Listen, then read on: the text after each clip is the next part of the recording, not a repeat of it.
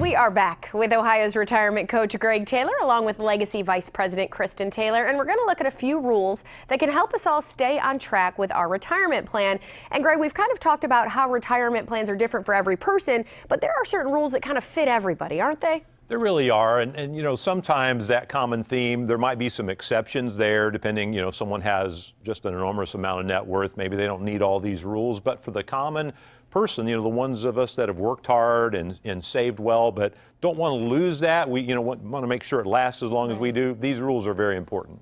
Okay, so let's start with the first rule today, which is the rule of 100. What is that? That one's fairly easy. You're going to take 100 and subtract your age, and that's the amount of risk your portfolio should be exposed to. So if you're 60, then 40%. But what we find, a lot of times people will come in and there's no rhyme or reason to how much risk they have. And this is just a starting point.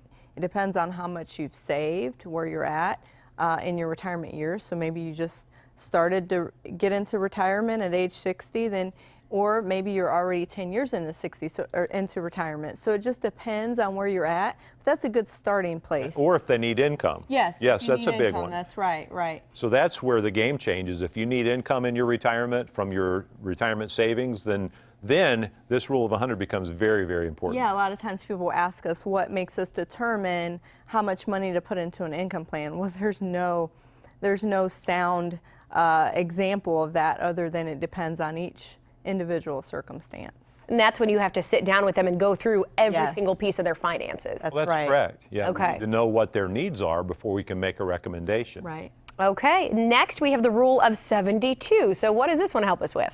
Well, if you take 72 and divide it by the interest rate, that's how long it takes your money to double. So at 7.2%, your money would double in around 10 years. Now, I was at the bank recently and I saw a 19-month CD special of 0.5%. At that 0.5%, it would only take 144 years to double your money. Everyone follow that. So everybody get right in there, go to the bank, right? That's the best option. Yeah. Okay, so next we got a lot of numbers here. This one's the rule of 5, which applies to the stock market. Yes, so every 5 years that we should experience a bear market.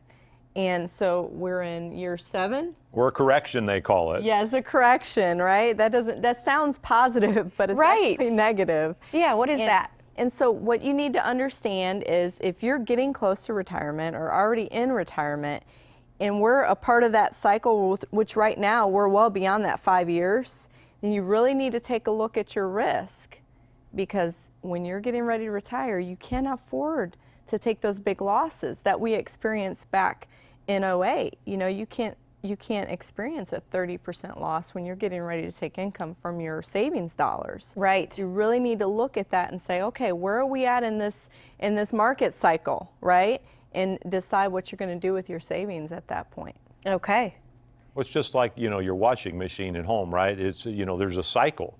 And a lot of people don't understand that with the markets, there is a cycle and that we have to be expecting those things to happen. We just can't expect that it's always going to go up.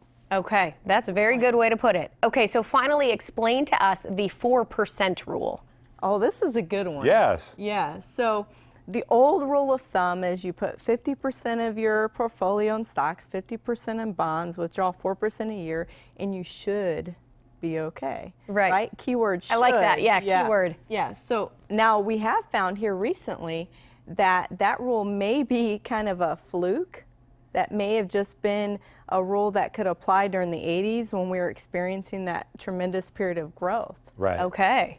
Well, that's a good point. And also, it's kind of that perfect storm because from the 1980s till recently, the interest rates have been dropping kind of on a systematic basis, which caused the value of bonds to go up. And so that gave us kind of that offset from stock market losses.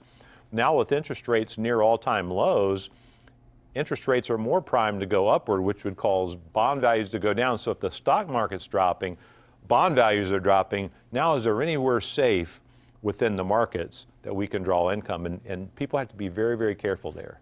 Okay, and you have a great way to help people kind of figure out if they're doing the right things, a portfolio x-ray, you kind of call it, right? We do, and along with that, we're offering what we call our retirement checklist. And this is awesome because it helps people take inventory of what their costs are, where their assets are and what they're going to need for income. And this is going to be a big, big help. And I hope folks will call and get a copy of the retirement checklist. It's complimentary.